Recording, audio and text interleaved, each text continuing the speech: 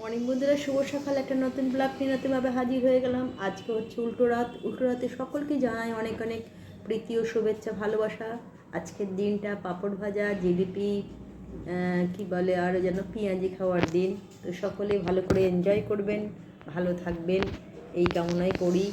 আর আজকে আমাদের সকালটা যেহেতু আজকে 15টা একদম নেই, যেহেতু আজকে ছুটি দিয়েছি, কি বলে উল্টো রাতে উপলক্ষে।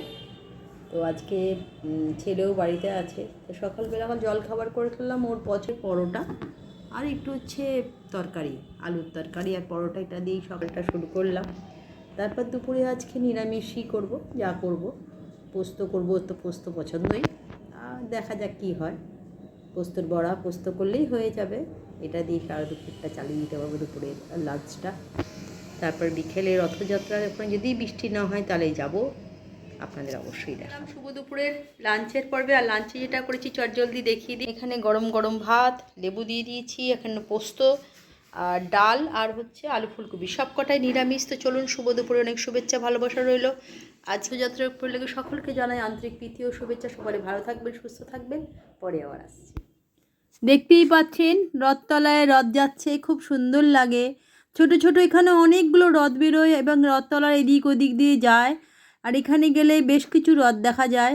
আর রথ দেখলেই না মনটা ভরে যায়, কেন এইখানে এমন একটা ছোট্ট মেলা হলেও কিন্তু ভরপুর আনন্দ। সমস্ত বয়সে ছেলেমেয়েরা একত্রিত হয়েছে। তার মধ্যে এখানে শিবতলায় শিব ঠাকুরের মন্দিরটাকেও একটু দেখিয়ে নিলাম। দেখছেন এখানে ছেলে বলল চলো একটুখানি খেলি। তো এইখানে কি বলে এটা, বল গড়িয়ে দিতে হবে। আর এখানে যা পয়েন্ট পড়বে সেই হিসেবে এখানে প্রাইজ দেওয়া হয়। তো বলল চলো। তো এখানে ওর বাবা আর ওখানে ওর আরও দুজনেই একটু একটু করে করলো। এই দাদার সামনে দাঁড়িয়েছিলেন, ইনি পুরোটাই মানে এনার দোকান। তো এখানে বেশ কয়েকবার খেলা হলো, কিন্তু কিছুই উঠছে না। বারবারই পেন, ঝুড়ি এইসব উঠলো। তবে হ্যাঁ, একটা বেশ আলাদা আনন্দ আছে এই খেলাটার মধ্যে।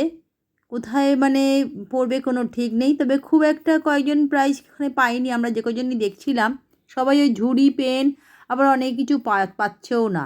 তবে একটা বেশ অন্যরকম খেলা। প্রতিবারেই আমাদের এই যে কোনো মেলায় এলে এই খেলাটা 10 টাকা করে হলেও খেলতে বেশ ভালো লাগে। ভালো লাগে এই কারণেই যে একটুখানি এন্টারটেইনমেন্ট হয় আর বেশ মনটাও ভালো লাগে। এই যে পেন পাচ্ছে অনেকেই, দেখলেন দিল। এখানে কাউন্ট করে যা হবে সেটা যদি আপনার ভাগ্যের মধ্যে পড়ে তো পাবেন। তারপরে এগিয়ে চললাম, একটু একটু করে বাড়ির দিকে রওনা হচ্ছি। দেখতেই পাচ্ছেন রাস্তায় বেশ ভালোই ভিড় আছে, লোকে সবাই চলেছে জগন্নাথ দেবের দর্শন করে, মেলাটা একটু ঘুরে যা যার নিজের পছন্দের খাবারকে চলে আসে। দেখছেন সামনে আর একটা জগন্নাথ দেব তার নিজের বাড়িতে ঢুকে যাচ্ছে।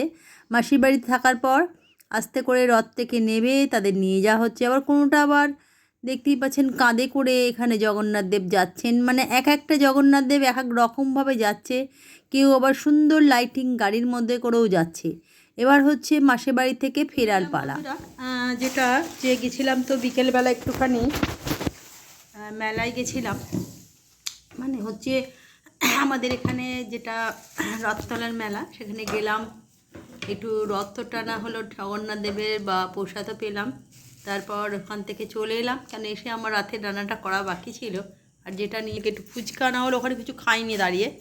পেঁয়াজি আর পাঁপড় ভাজা নিয়ে আসা হয়েছে। আর রাতের রান্না করব, ওখানে কেটে ফেলেছি পনির, ক্যাপসিকাম, গাজর আর আলু কেটে ফেলেছি। যেটা মানে আমি চলে এসেছিলাম, ওর বাবা আরও একটু ছিল, গিয়ে ওইগুলো সব নিয়ে এলো। আমি তখন রাতের রান্নার জোগাড়জান্তি করে ফেললাম। তো চলুন, বেশ ভালোই কেটে গেল উল্টো রথটা।